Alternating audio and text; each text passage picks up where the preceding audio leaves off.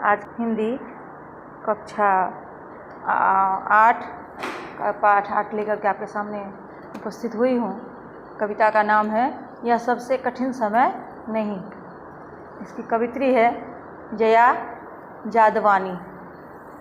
अब इस कविता में जया जादवानी हमारे लिए क्या संदेश लेकर के आई है, हम सबसे पहले उसके बारे में समझ लेते हैं, फिर कविता की तरफ चलेंगे।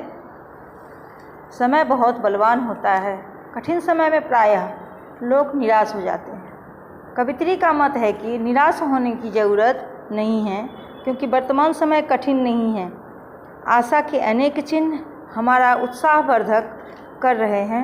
विभिन्न उदाहरणों के द्वारा कवित्री कहती है कि यदि समय ही कठिन होता तो सबके लिए होता, मगर ऐसा नहीं है।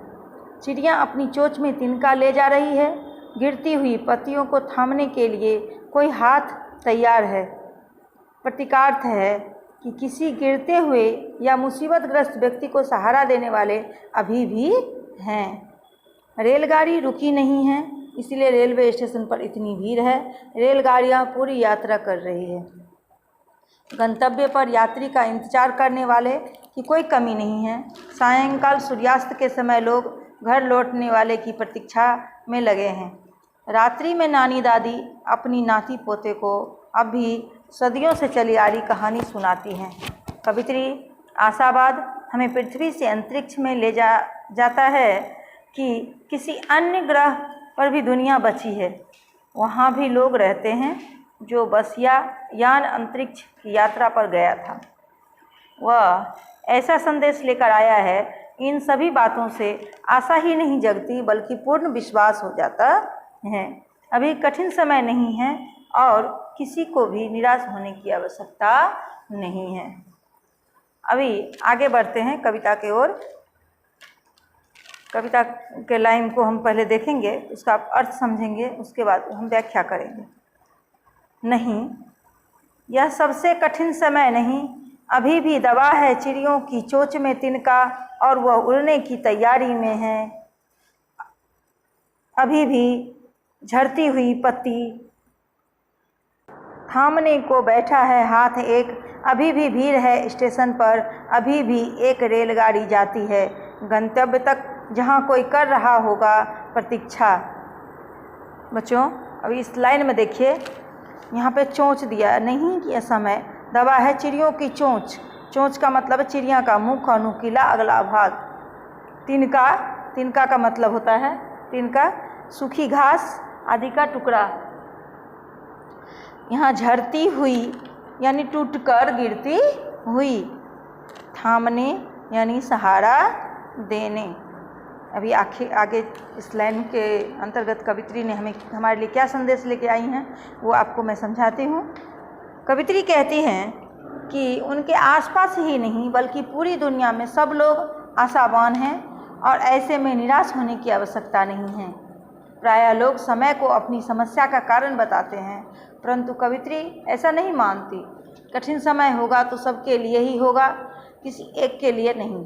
चिड़िया अपनी चोंच में तिनका लेकर आशावादी है कि उसे घोंसला बनाना है और अपना संसार बसाना है।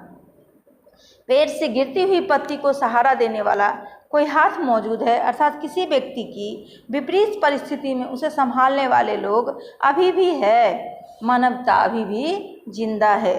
सभी लोग अपने अपने गंतव्य की यात्रा में लगे हुए हैं। रेलवे स्टेशनों पर यात्रियों की भीड़ है। गंतव्य स्थलों पर प्रतीक्षा करने वाले की कमी नहीं है। भिन्न भिन्न उदाहरणों के द्वारा कवित्री प्रमाणित करती है कि वर्तमान समय सबसे कठिन नहीं है। अभी काव्यांश 2 के तरफ हम बढ़ते हैं। देखिए कैसे पढ़ेंगे।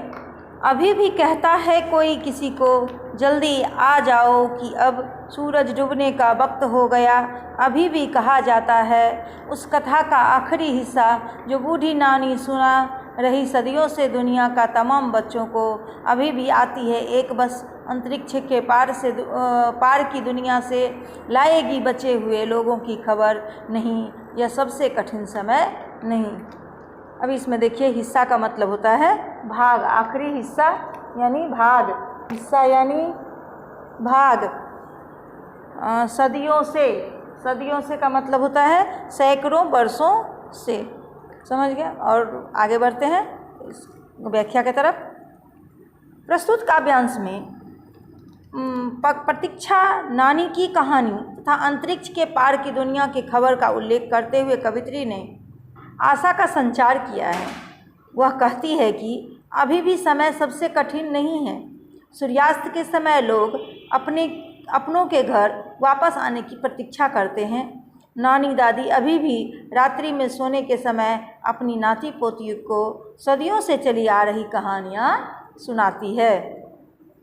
जीवन पहले की तरह चल रहा है क्योंकि वर्तमान समय सबसे कठिन नहीं है। निराश होने की ज़रूरत नहीं है। अंतरिक्ष में नई दुनिया की खोज करने जो बस यान गया है, उससे यह खुशखबरी मिलने ही वाली है कि हम ब्रह्मांड में भी सिर्फ धरती पर नहीं हैं, बल्कि दूसरी दुनिया भी कहीं अन्य ग्रह पर बची हुई है। धन्यवाद।